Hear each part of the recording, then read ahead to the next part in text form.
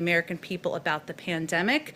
Just to give you a bit of a run of show here, Dr. Fauci will speak at the top about the state of the pandemic, the status of vaccines. He'll take some of your questions. I will play the role of the bad cop when it's time for him to go and get to the work of the American people. And then I will do a topper and I'll answer a bunch of your questions as well. So there's lots to come after this. With that, I will turn it over to Dr. Fauci. Thank you very much, and I'm going to just spend a couple of minutes just summarizing the status of where we are, and then maybe addressing some of the things that I know are on people's minds. So first of all, obviously, we are still in a very serious situation. I mean, to have over 400,000 deaths is something that, you know, is unfortunately historic in the very bad sense. When you look at the number of new infections that we have, it's still at a very high rate. Hospitalizations are up. There are certain areas of the country, as I think you're all familiar with, which are really stressed from the standpoint of beds, from the standpoint of the stress on the healthcare system. However, when you look more recently at the 7-day average of cases, remember we were going between 300,000 and 400,000 and 200,000 and 300,000. Right now it looks like it might actually be plateauing in the sense of turning around. Now, there's good news in that, but you have to be careful that we may not be seeing perhaps an artifact of a slowing down following the holidays. So when we see that, we think it's real. But one of the things, and it's interesting, I'm sort of getting a deja vu standing up here because I said something like this almost a little bit less than a year ago when we were talking about the acceleration of cases in the late winter, early spring of 2020, when we were having New York City metropolitan area being the epicenter of what was going on, that there are always lags, so please be aware of that, that when you have cases and then a couple of weeks later you see it represented in hospitalizations, intensive care, and then a couple of weeks later in deaths. So you have almost a paradoxical curves where you see something plateauing and maybe coming down at the same time as hospitalizations and deaths might actually be going up. So this is something that I just put on your radar screen. It is not an unusual thing to see that sort of thing. The other point I want to make is one that we're getting asked a lot regarding questions. That is, what is it about these mutants that you're hearing about? The mutants in the UK, which we know are in about 20 plus states, the mutants that we're seeing in South Africa and in Brazil. First of all, we need to understand that RNA viruses like coronaviruses mutate all the time. Most of the mutations don't have any physiological relevance with regard to the function of the virus itself. However, every once in a while, you get mutations, either singly or clustered in combinations, which do have an impact. So what have we learned thus far? And I want to emphasize thus far because we're paying very careful attention to this and we take it very seriously. At least from the experience that our colleagues in the UK have had, the one that is in the UK appears to have a greater degree of transmissibility, about twice as much as what we call the wild type original virus. The one that is in South Africa is a bit different, and I'll get to that in a second. So it does look like it increases the transmissibility. They say correctly, on a one-to-one basis, it doesn't seem to make the virus more virulent or have a greater chance of making you seriously ill or killing you. However, we shouldn't be lulled into complacency about that, because if you have a virus that is more transmissible, you're going to get more cases. When you get more cases, you're going to get more hospitalizations. And when you get more hospitalizations, you're ultimately going to get more deaths. So even though the virus on a one-to-one basis isn't more serious, the phenomenon of a more transmissible virus is something that you take seriously. The next thing is, does it change enough to interfere with the efficacy of a whole group of monoclonal antibodies that many of you are aware of? The monoclonal antibodies that are being used for treatment in some cases and prevention. Since monoclonal antibodies bind to a very specific part of the virus, when there's a mutation there, it has much greater a chance of obliterating the efficacy of a monoclonal antibody. And we're seeing in the much more concerning mutations that are in South Africa and in some respects Brazil, which is similar to South Africa, that it is having an effect on the monoclonal antibodies. The real question that people are quite clearly interested in is, what is the impact on the vaccine? And so far, literally, we have this new phenomenon that are preprint journals where people get data and they put it into a preprint server where it hasn't yet been peer reviewed. But you have to pay attention to it because it gives you good information quickly. Ultimately, it gets confirmed. And we're seeing them coming out over the last few days.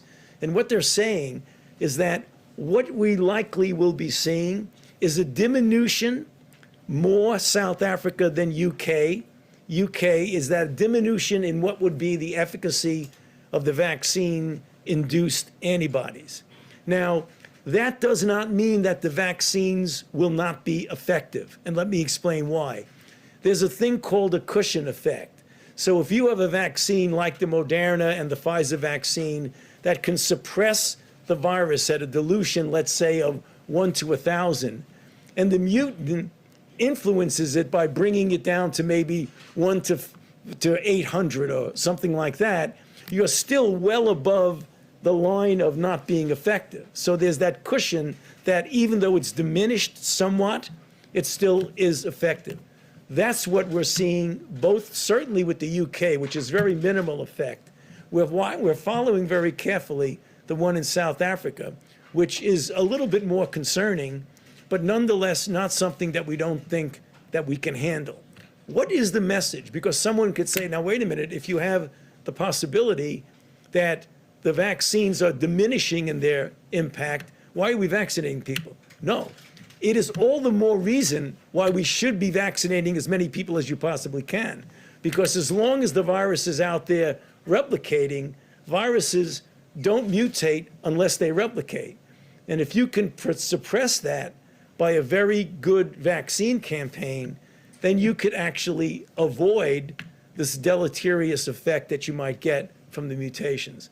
Bottom line, we're paying very close attention to it.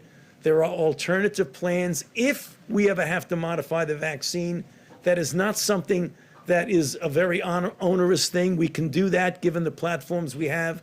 But right now, from the reports we have, literally as of today, it appears that the vaccines will still be effective against them. With the caveat in mind, you want to pay close attention to it. So, Jen, why don't I just stop there and then maybe just answer some questions on anything else that I said. So, yeah. How helpful would it have been if Amazon got involved with the federal response to COVID-19 before Biden took office? And do you know about any plans or discussions ahead of yesterday? No, I don't think I could answer that question. I'd be waving my hands about that, sorry. Well, you know, one of the new things in this administration is if you don't know the answer, don't guess. Just say you don't know the answer. Yeah. Yes. Dr. Fauci, a couple of questions, if I might. I'd like to follow up with you on what you just said about this strain in South Africa. Has that strain made its way to the United States? And what, if any, concerns do you have? How much do we understand about it? Great question. Thus far, it does not appear at all that the South African strain is in the United States. However, we must be honest and say that the level of comprehensive sequence surveillance thus far is not at the level that we would have liked. So we're going to be looking very, very carefully for it. But given the information we have today, it doesn't appear that the South African strain is here. Okay, and if I could just ask you about the effort to distribute the vaccines, because of course that's what most people want to know. When are they going to get a vaccine? Is the Biden administration starting from scratch with the vaccine distribution effort, or are you picking up where the Trump administration left off? No, I mean, we certainly are not starting from scratch because there is activity going on in the distribution. But if you look at the plan that the president has put forth about the things that he is going to do, namely get community vaccine centers up, get pharmacies more involved, where appropriate, get the Defense Production Act involved, not only perhaps with getting more vaccine, but even the things you need to get a good vaccine program. For example, needles and syringes that might be more useful in that. So it's taking what's gone on, but amplifying it in a big way. President Biden said that what was left was abysmal, essentially. I mean, is there anything actionable that you are taking from the previous administration? Well, And is that delaying your efforts to get the vaccine? I mean, that's the question. no, I mean, we're coming in with fresh ideas, but also some ideas that were not bad ideas with the previous administration. You can't say it was absolutely not usable at all. So we are continuing, but you're going to see a real ramping up of it. One more final question. You had said that most people will be vaccinated by the middle of 2021. Is that still your expectation? Yes, it is. I mean, I believe that the goal that was set by the president of getting 100 million people vaccinated in the first 100 days is quite a reasonable goal.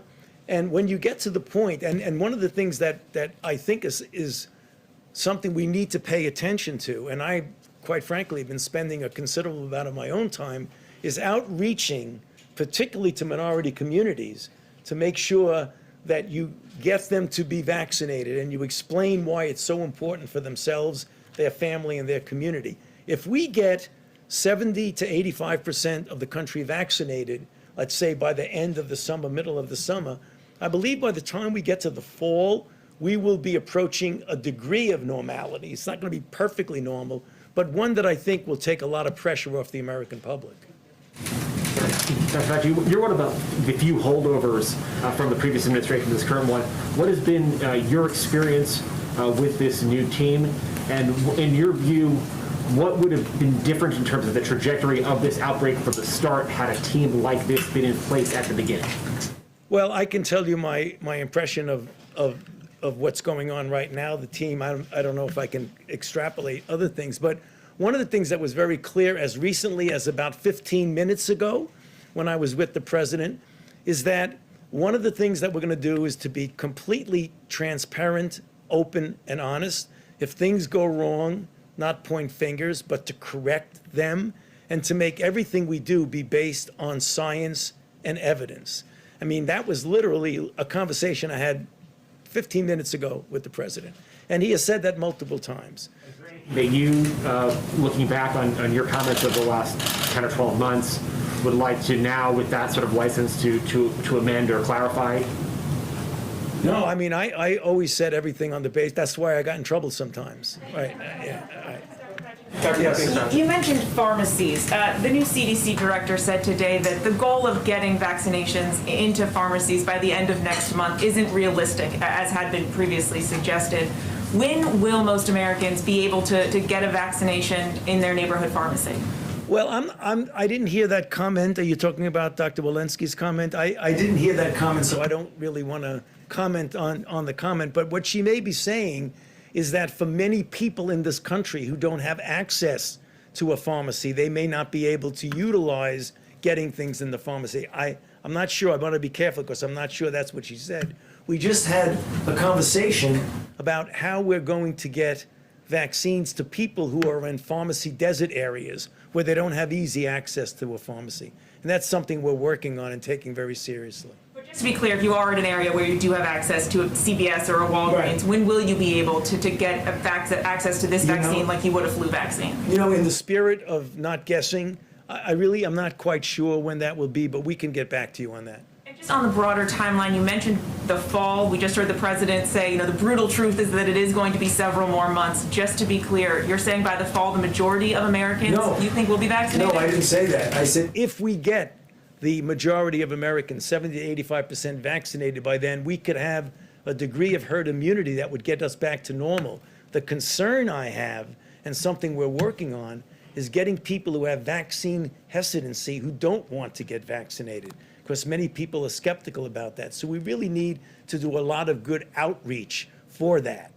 I mean, I don't know what the best case scenario for me is that we'd get 85% of the people vaccinated by the end of the summer. If we do, then by the time we get to the fall, I think we can approach a degree of normality.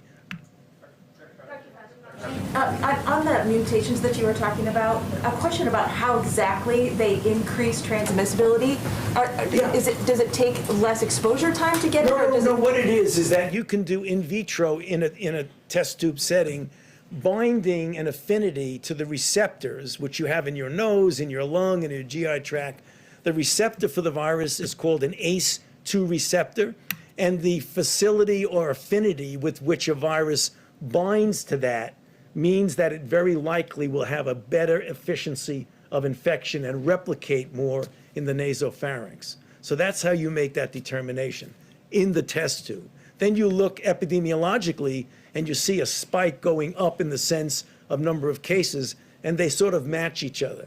A virus that has the ability to easily bind to and replicate with your receptors is one that likely will spread easier. mean that you'd have more viral load? Oh, you could, yes. In fact, it would mean, because if it binds more easily, it could replicate in the nasopharynx more easily, and it is likely that you would have a higher viral load. Does it make masks less effective in that case? No, it makes it the reason why you absolutely should be wearing a mask. It doesn't necessarily make it less effective. If you properly wear a mask, then you'll be okay. On the UK strain, do you have any data on how widespread that strain is in the United States? Well, I think it's in at least 20 states that people have mentioned exactly. The real question that's going to be asked, is it going to become the dominant strain, or will the strains we already have prevent it from flourishing and being the more dominant strain? But it is here for sure. Yeah. Yeah. Just a follow-up on vaccines. Some state and local authorities are saying that they would be able to distribute more vaccines if they had more.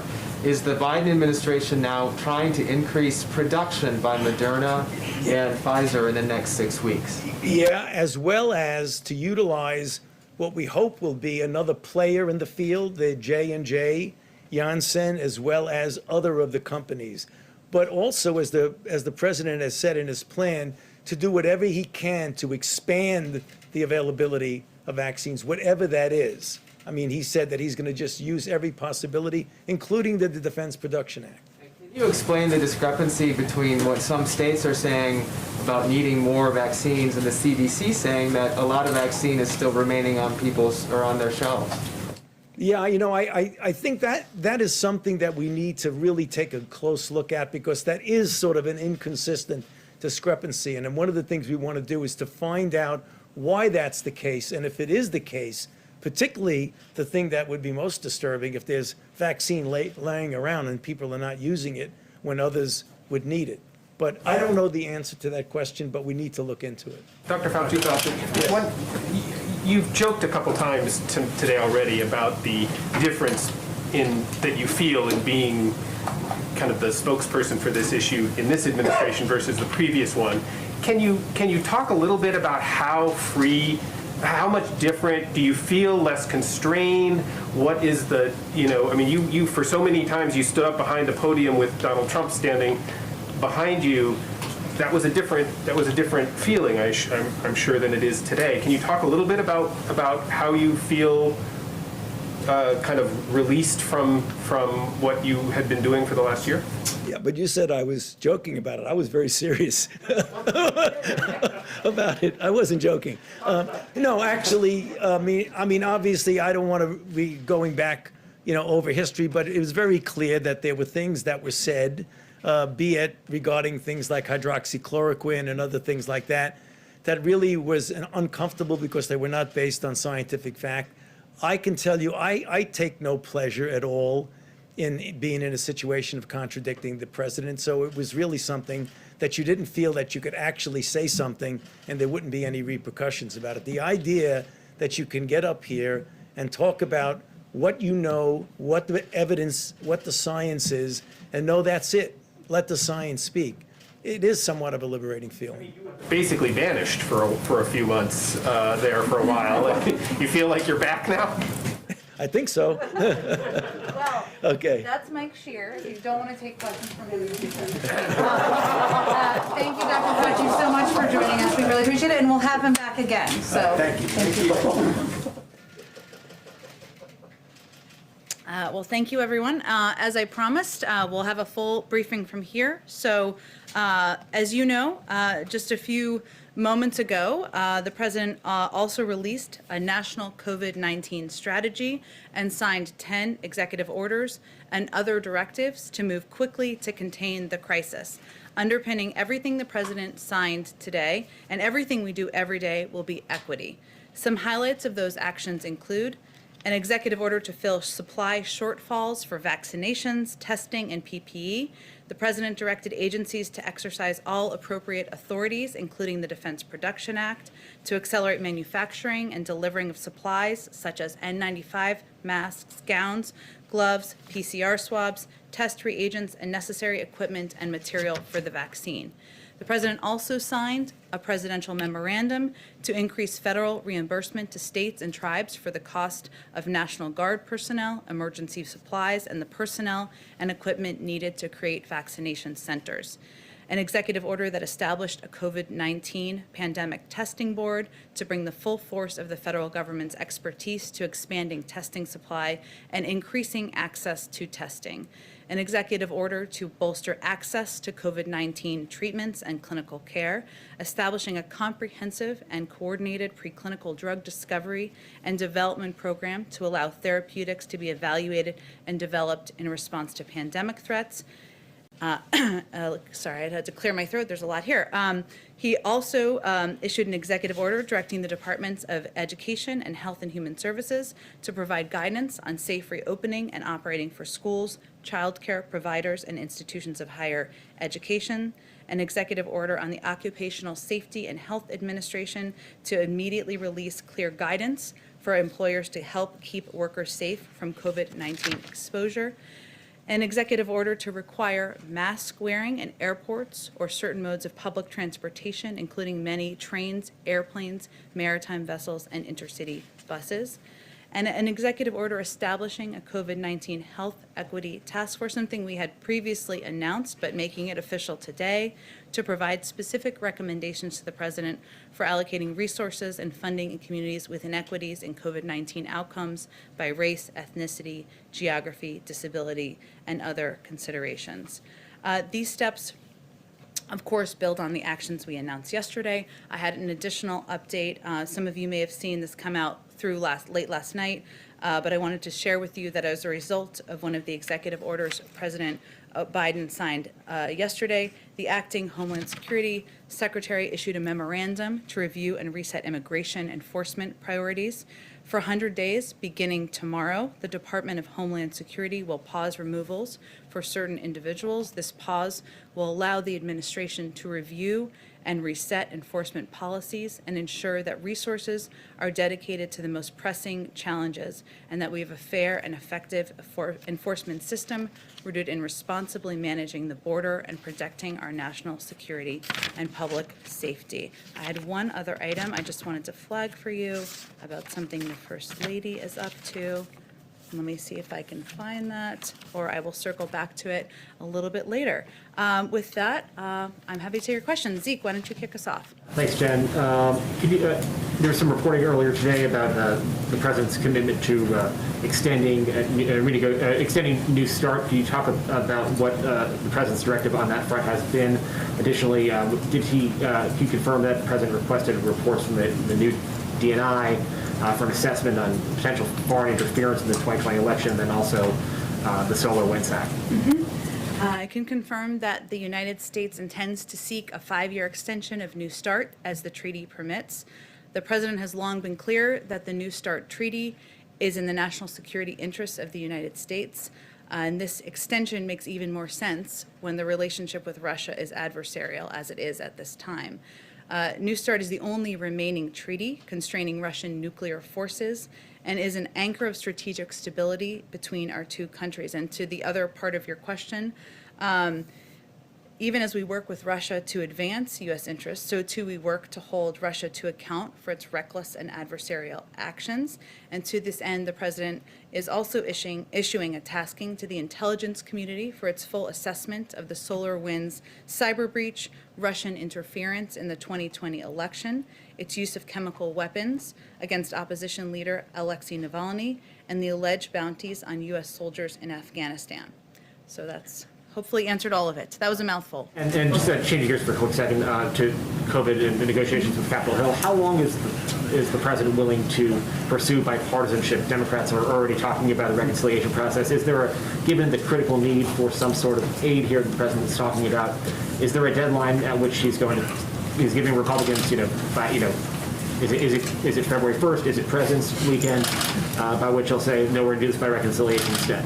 Well, I'm not going to set any deadlines on our first full day in office, but I will say, and hopefully I'll have more for all of you on this tomorrow, we are going to be increasing our engagement. It's already been ongoing even before the president was inaugurated yesterday, but hopefully we'll have more to share with you tomorrow on meetings, engagements, discussions that will be going on with leaders on Capitol Hill and many members over the course of the next several days. As I conveyed to all of you yesterday, his preference and priority is a bipartisan package and working with members of both parties to come to agreement on that, because he believes that the crises facing the American people, as we saw the jobs numbers this morning, the unemployment insurance claims, I should say, we put out a statement by our NEC director in case you didn't see that. As we've seen and the reports from Dr. Fauci just a few minutes ago, this crisis is dire and it requires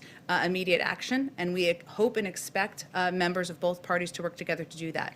We're also not going to take options off the table, so we'll proceed with those discussions over the next couple of days. Go ahead, Kristen. Hi, Jen. If I could just follow up on that. There was some reporting that there was going to be a meeting this weekend with a bipartisan group of lawmakers. Can you give us any indication? Is that going to happen with President Biden or with his economic team? Is that your expectation? Well, I think the reporting was around a meeting with NEC Director Brian Deese. I spoke with him earlier today. He is definitely going to be engaging with a range of members and a range of different groups of members from Capitol Hill in the coming days. I think we were still working to confirm specific meetings before I came out here, and I hope to have more for all of you on that by tomorrow. Okay, and more broadly speaking, Jen, President Biden has proposed this $1.9 trillion package.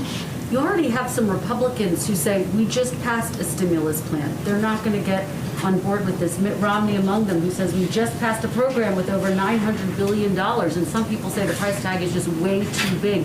So how does President Biden expect to get this passed with bipartisan support, and how does that fit into his broader message of bipartisanship, proposing something like this that's that big? Well, I think it fits perfectly into his message of bipartisanship. He wants to work with Democrats and Republicans to address the crises that the American people are facing, whether they live in red states or blue states or Democrats or Republicans.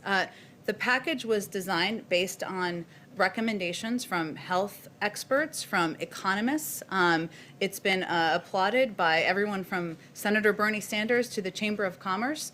And there are specific pieces in there that are meant to serve as a bridge for the American people, including a large percentage of it that's for unemployment insurance, funding for vaccine distribution, something that is pivotal, as we've already been discussing here today, for reopening of schools. So part of the discussion we'll be having with members is what do you want to cut? And this is a plan that he feels addresses the crisis at the moment. One quick follow-up on that. The work of the Senate is being held up by this dispute over the filibuster. Where does President Biden come down on that?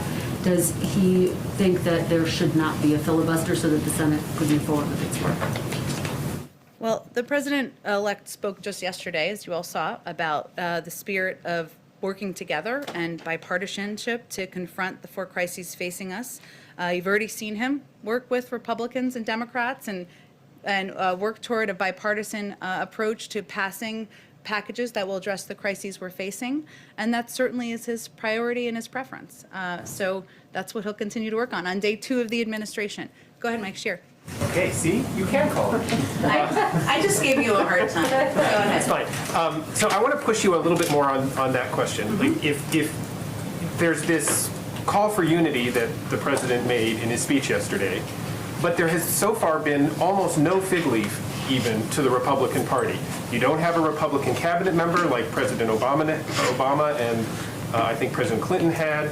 The executive orders that he's come out the gate have been largely designed at erasing as much of the Trump legacy as you can with executive orders, much of which the Republican Party likes and agrees with. You've put forth an immigration bill that has a path to citizenship but doesn't do much of a nod towards the border security. And you've got a $1.9 trillion COVID relief bill that has, as folks have said, already drawn all sorts of criticism. Where is the actual action behind this idea of bipartisanship? And when are we going to see one of those, sort of substantial outreaches that says this is something that, the Republicans want to do too? Well, I guess what I would send back to you, there was a lot in there, so let me do my best here. But Mike, is unemployment insurance only an issue that Democrats in the country want? Do only Democrats want their kids to go back to schools? Do only Democrats want vaccines to be distributed across the country? We feel that he feels that package is designed for bipartisan support. I will also say that we have also had some positive developments on our confirmations and our nominees. Last night, as you all saw, the president's nominee, now confirmed leader, first female leader of the intelligence community, was confirmed with a vote of 84 to 10. You can check me on that, but an overwhelming vote. We've seen progress today on the nomination and hopeful confirmation of Lloyd Austin. So there is movement supported by both sides of the aisle and members of both parties. I think if you talk to Democrat or Republicans on the Hill, which I know many of you do, they will say they're not looking for something symbolic. They're looking for engagement. They're looking to have a conversation. They're looking to have a dialogue. And that's exactly what he's going to do. Go ahead, Mary. On that, has the president reached out to congressional leaders to sit down and discuss this relief package? Will he be? How much personal involvement is he going to have in this process? I expect he will be rolling up his sleeves and will be quite involved in this process, Mary. And yesterday was quite a busy day for him, as you all know. His schedule was minute by minute, and his family was here. But he was involved even before yesterday, having conversations with members of both parties, picking up the phone and having those conversations.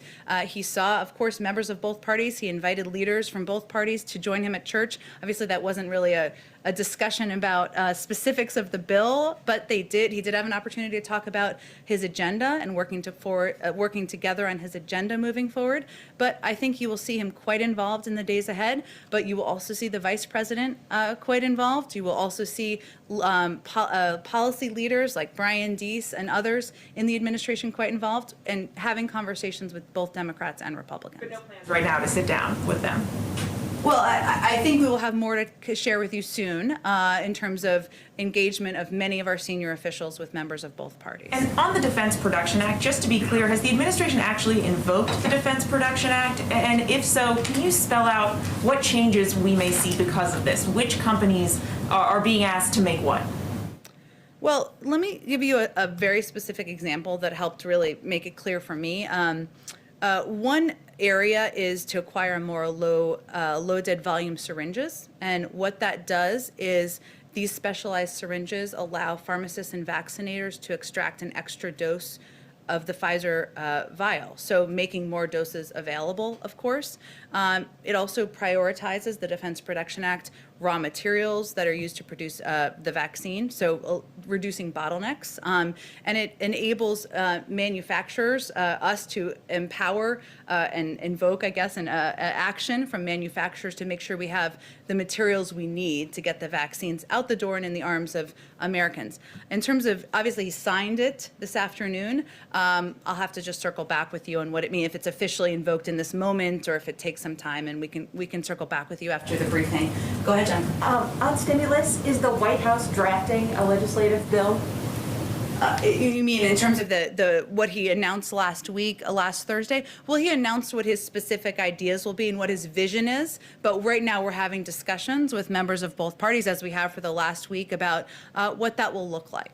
Okay, so no bill draft coming out of the White House is what I'm saying. Well, I'm happy to talk to our legislative team about that. I think what was important to the president was to outline what his vision would be. This is how the process should actually work, right? The president outlines, here's my vision, here's what I think should be in a package.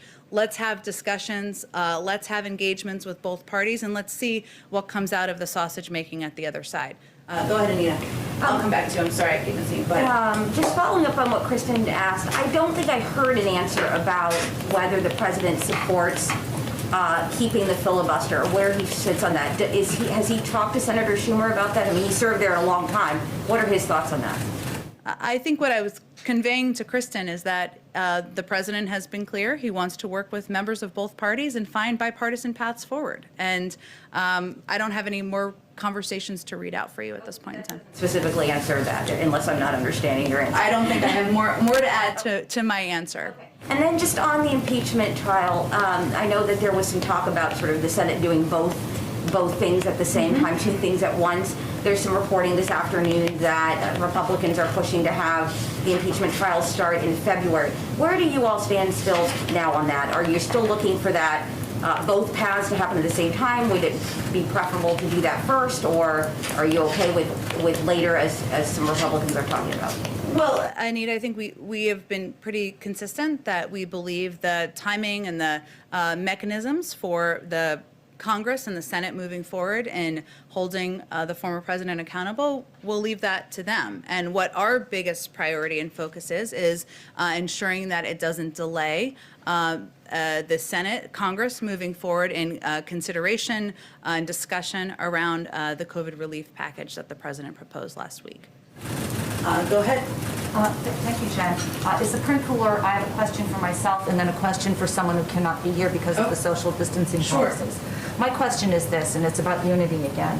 I've heard from conservatives who are afraid that the president is going to try to pull back religious conscience exemptions for groups like Little Sisters of the Poor. The president pledged he would do that in July when Little Sisters won a case in the Supreme Court. The Health and Human Services nominee Javier Becerra pursued that line of going after the exemptions as Attorney General of California. What's the president going to do on that? I haven't discussed that particular issue with him. I'm happy to circle back with you, but I don't, there's not a change in his position from what he said earlier this summer. Did you have another question? Question from Adam Longa of WUSA 9. He says, we saw the president warmly greet Mayor Bowser during the parade yesterday. She is pushing for the D.C. statehood measure to be on the president's desk within 100 days. Will the administration get behind this bill, and does the president support it? I hate to disappoint you, but I will have to circle back with you on that as well. There's quite a bit going on. I have not discussed D.C. statehood with him in the last 36 hours. I look forward to hearing it. Okay, sounds great. Go ahead in the back. Yeah, thanks, Jen. I wanted to circle back on something COVID-related. I know the president has obviously made a priority of resuming in-person learning in the first 100 days. I wondered, is the administration planning to issue any kind of uniform guidance to states on, whether it's reopening schools, reopening businesses, indoor dining, stuff like that? Or are you all planning to just kind of leave it to states to do sort of a patchwork based on their own situations? Well, as Dr. Fauci conveyed, our objective is to ensure that health and medical experts are leading the effort in delivering guidance, determining guidance, and also communicating it with the public whenever possible. And any guidance would come, of course, as you know, from the CDC. We will, of course, defer to that. But part of our priority and our focus here is on providing more engagement with states, more clear guidance from the federal level in terms of how we're planning to operate, what data we're seeing, how vaccines are being distributed, what we see as the challenges, and that communication has been lacking as we understand it from our conversations in the past few months. So that is what we will focus on improving in the months ahead. Would you specifically, are you planning to do, daily or weekly calls with states, or how are you planning to up the communication there? Well, we have an entire COVID team, as you know, who are now, most of them are official, and part of their role will be engaging with governors, Democrats and Republicans, mayors, local elected officials to gain a better understanding of what's happening on the ground. That will be how they're going to be intaking a great deal of information. Obviously, health care providers and experts on the ground as well. We will also do engagement from the level of the president and the vice president as well, because they also want to have that conversation with states and local officials on what they're experiencing, what they see the challenges as, and how they can be addressed. And that's something I think in President Biden's heart. He is a local elected official still, and he gets into the weeds of what they're experiencing, and he will be involved in that himself. Go ahead and the way back. Thanks, Jen. There's a lot of really big things that the administration wants to do: infrastructure, the stimulus, tax reform. Can you sort of lay out the cadence for us over the upcoming year? How do you envision those three major things playing out? What's the order? When do you think those will be taken up? When will they happen? Well, what I can lay out for you on our first full day here is what our initial priorities are, and they revolve around addressing the 4 crises that the president has stated that the country is facing, including getting the pandemic under control, getting people back to work, addressing our climate crisis, and addressing racial equity. And so, go ahead. No, I was going to ask you, do you think tax reform happens in 2021? I don't really have any predictions for you on that. I think at this point in time and for the foreseeable future, addressing the pandemic, getting the pandemic under control, and that linkage to getting people back to work will be his top priority. Keystone XL, the decision yesterday from the president, what would you say to those who have lost their job or will lose their job as a result of that decision? What would the message from the president and the White House be? The message of the president and the White House would be that he is committed. His record will shows the American people that he is committed to clean energy jobs, to jobs that are not only good, high-paying jobs, union jobs, but ones that are also good for our environment. He thinks it's possible to do both. He led an effort when he was the vice president to put millions of people to work with both of those priorities in mind, and he will continue to do that as president. But he had opposed the Keystone Pipeline back in 2013 when it was when there was a consideration of the permit, or sorry, I don't think it was 2013. I think it was a little bit after that. And he's been consistent in his view, and he was delivering on a promise he made to the American public during the campaign. Go ahead all the way in the back. Thank you. I wanted to ask you about India-US relationship. What is President Biden's vision of an India-US relationship, the relationship between the world's oldest and the world's largest democracies? Well, first I would say that President Biden, who of course has visited India many times, respects and values the long bipartisan, successful relationship between leaders in India and the United States. He looks forward to a continuation of that. Obviously, he selected and yesterday she was sworn in, the first Indian American to serve as president or vice president. Certainly a historic moment for all of us in this country, but a further, cementing of the importance of our relationship. So, go ahead, George. Yeah, thanks. 2 questions, if I could. One on the Hatch Act. Will this administration take that seriously, and do you think it's ever appropriate for this White House to have a political event or a political meeting? Well, as you know, there are some political events that are acceptable, but we certainly take the Hatch Act seriously and will abide by that. And you will not see a political rally on the south lawn of the White House with under President Biden. The second one, this may sound trivial, but presidents and candidates have some events where they're fun for the candidate. The big crowd on the acceptance speech at the convention, the big crowd at the inauguration, big rallies. Because of COVID, this president has been denied all those. Has he ever been at all wistful about sort of missing the fun parts of being a candidate and the inauguration?